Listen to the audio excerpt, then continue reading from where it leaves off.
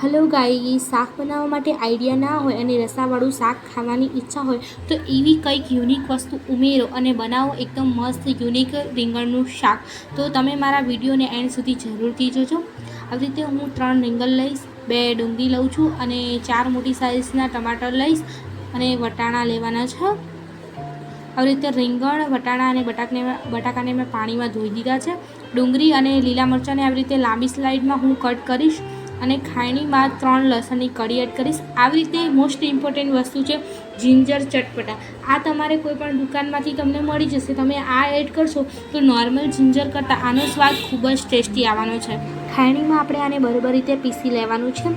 ત્યારબાદ આપણે મસ્ત સ્વાદ આપવા માટે 1.5 ચમચ લાલ મરચું એડ કરીશ, 1/2 ટીસ્પૂન હળદર એડ કરીશ અને સ્વાદ અનુસાર મીઠું એડ કરીશું અને થોડું પાણી એડ કરીને બરાબર રીતે ખાયણીમાં પીસી લઈશું. આવી રીતે પેસ્ટ બનાવવાથી આપણા શાકનો સ્વાદ ખૂબ જ મસ્ત લાગે છે. તો પહેલાંથી બનાવી લેવો. હું આ શાકને કુકરમાં જ બનાવવાની છું. 3 મોટી ચમચી તેલ એડ કરીશ, રાઈ એડ કરીશું, જીરું એડ કરીશું અને મેથીના દાણા એડ કરવાના છે. 1/2 ટીસ્પૂન હિંગ એડ કરીશું અને ડુંગળી અને લીલા મરચાં એડ કરીને ઢાંકણને તરત જ બંધ કરી દેવું. ત્યારબાદ આપણે જે રીંગણ હતા, વટાણા અને બટાકા એ તે બધું જ આમાં મિક્સ કરીને ઢાંકણ બંધ કરીશું અને પછી બધી જ વસ્તુને ખૂબ સારી રીતે મિક્સ કરીશું. ઢાંકણ તરત બંધ કરવું કારણ કે બધું વઘાર ઉઠશે. તો આવી રીતે આપણે બધી જ વસ્તુને 2 મિનિટ સુધી હલાવવાનું છે. પછી ઢાંકણ બંધ કરીને મૂકી દઈશું અને ગેસને એકદમ લો ફ્લેમ ઉપર કરી દેવાનું છે.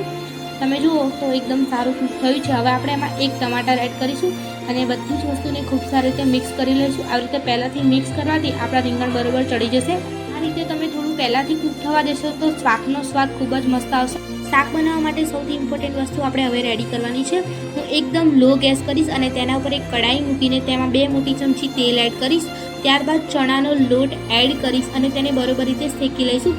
એનો કલર થોડો ચેન્જ થાય ત્યારે આપણે તેની અંદર તરત જ વસ્તુ એડ કરવાની છે, તેથી એને બરાબર શેકવો. આપણે આમાં 1 વાટકી ભરીને છાશ એડ કરીશું. આ સૌથી ઇમ્પોર્ટન્ટ વસ્તુ છે, તો આને જરૂરથી જોજો અને બરાબર રીતે બનાવજો. 1/2 ટીસ્પૂન લાલ મરચું અને 1/2 ટીસ્પૂન મીઠું અને મીઠા લીમડાના પાન એડ કરીને બધી વસ્તુને ખૂબ સારી રીતે મિક્સ કરવાનું છે. કુકરનું ઢાંકણ ખોલીશું અને આપણે જે ચટણી બનાવીને રાખી હતી તે ચટણી આપણે આની અંદર એડ કરીશું અને બધી જ વસ્તુને ખૂબ સારી રીતે મિક્સ કરીશું. આપણે જે છાશની હમણાં પેસ્ટ બનાવી તેને ફક્ત 1 મિનિટ માટે જ કૂક કરવી, વધુ ટાઈમ સુધી કૂક ના કરવી. આપણે આ રીંગણની અંદર એડ કરીશું પેસ્ટને અને બધી વસ્તુને ખૂબ સારી રીતે મિક્સ કરવાની છે.